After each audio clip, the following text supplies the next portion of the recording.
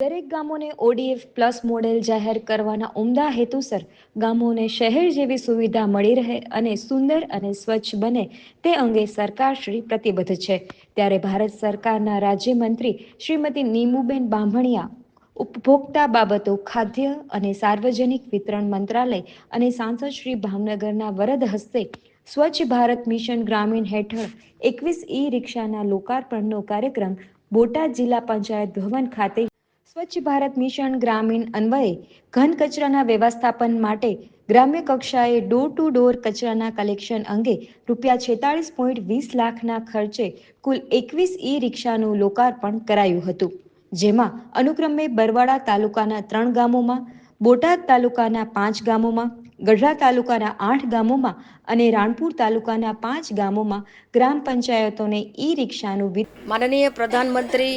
નરેન્દ્રભાઈના નેતૃત્વમાં આજે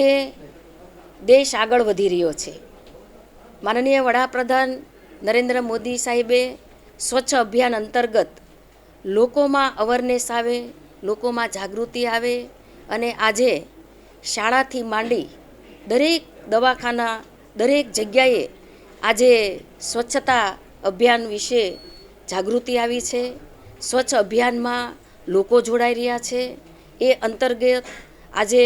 બોટાદની અંદર 21 ઈ-રિક્ષાનું લોકાર્પણ થયું છે અને આ 21 જે ઈ-રિક્ષા છે એ ડોર ટુ ડોર કલેક્શન કચરાનું કરવાના છે અને 21 ગામોમાં આ ઈ-રિક્ષા છે એ કચરાનું કલેક્શન કરવાના છે। ત્યારે સ્વચ્છ ભારત, શ્રેષ્ઠ ભારત, વિકસિત ભારત બને એ રીતે અમારા ભાવનગર બોટાદ જે સરકાર તરફથી પણ આયોજન થઈ રહ્યા છે એમને પણ હું શુભેચ્છાઓ આપું છું કે લોકો આ અવેરનેસમાં જોડાય।